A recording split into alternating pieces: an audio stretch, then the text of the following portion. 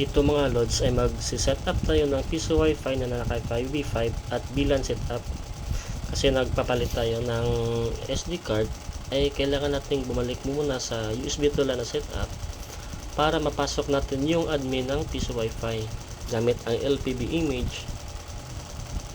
Ay kailangan nating bumalik muna sa USB to LAN na setup.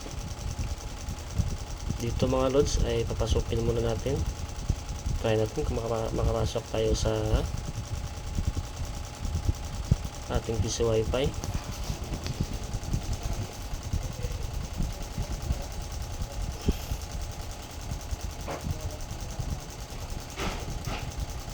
Ayan mga lods, napasok natin yung piso wifi natin. Nakapag sign in na tayo. At dahil makapag sign in na tayo, ibig sabihin nun ay pwede nating pasukin yung admin. Type mo lang 10.0.0.1/admin, tapos yung username is admin, din ang password is 123456789. Yan yung default na admin ng LPB after mo mag-refresh. Tapos lagay mo lang yung captcha, tapos sign in. After nyan, pwede mo nang palitan yung password ng admin mo. Diyan sa tatlong tuldok, tapos my profile. Yan yung password. Pwede mo palitan ng anong password na gusto mo. Tapos save. After nyan, nag-save na, pwede mo nang gawin yung iba, yung pag-generate ng vouchers. Kung nagtitinda din ng vouchers, pwede kang gumawa. Halimbawa sa akin is 100 for 7 days. Tapos yung upload is 3,000, yung download is 5,000 kasi nga Starlink yung gamit namin, hindi patas yung download sa upload nya. Number of vouchers nilagay ko is 20, tapos generate mo na lang. After that, pwede mo nang screenshot yung mga vouchers na ginawa mo, saka mo i-send or iwan mo dun sa may-ari ng bahay na ibenta ng vouchers mo. And pwede ka nang mag-add rates or mag-edit ng rates mo. Yung sa akin, yung piso is binura ko na. Kasi yung coin slot ko is nakaprogram na walang piso. Yung 5 pesos sa amin is 3 hours. Yung 10 pesos is 6 hours. At pwede ka rin magdagdag ng rates na gusto mong ilagay. Yung sa akin is 1 day is 25. Yan na yung pinakamataas na rate ko.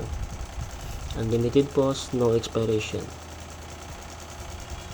After that, i-set up na natin sa VLAN setup yung vendor natin. Ilagay mo lang sa VLAN, tapos VLAN tag ID is 13, tapos save changes. After mo mag-click ng changes is mag-reboot na yung machine mo. Yan, connected pa tayo kasi nga kailangan pa nating i-reboot yung machine natin para mag-take effect yung VLAN setup na ginawa natin.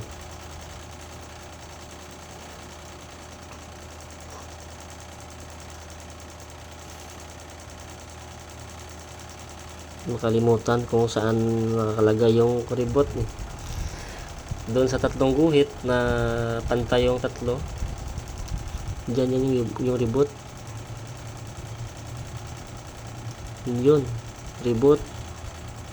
Then after mo yan mag-reboot is hindi ka na makako-connect sa piso wifi mo kasi nga naka-set up na siya as VLAN, pero yung machine mo is meron pang USB to LAN. Kailangan mo na bumalik sa 5v5 na connection papunta sa iyong board at sa iyong access point. Kailangan is naka-VLAN yung machine, yung admin, naka-VLAN yung 5v5 para gumana yung VLAN setup ng iyong piso wifi. Ayan, salpak na natin. Yung LAN 4 ng 5v5 is papunta sa ISP mo. Tapos yung LAN 1 is papunta sa board. Tapos yung USB to LAN is i-pull out mo na. Ginamit lang natin yun para mapasok natin yung admin ng ating piso wifi. Ayan, ISP to LAN 4 ng 5v5. Then ang LAN 1 papunta sa board. Yung dalawang access point, yung LAN nila is papunta sa LAN 2 and LAN 3 ng 5v5.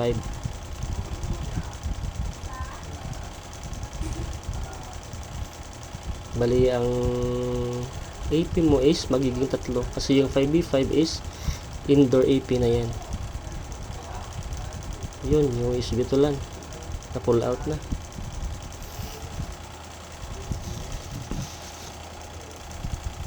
And after mo masalpak na lahat ng cable mo, saka mo saksak na lahat ng machine, ang lahat ng kailangan mo isaksak, yung machine, yung 5v5, yung ISP, yung dalawang AP, para gumana na lahat at babalik na sa dati yung signal ng piso wifi mo.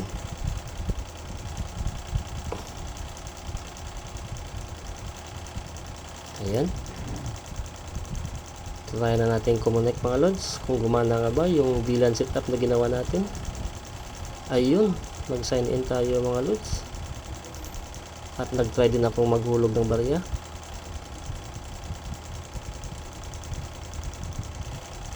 Ayun, naglagay ako ng 35 pesos na barya kasi nga yung 1 day is 25. So yung 35 is magiging 1 day and 6 hours kasi yung 10 pesos is 6 hours.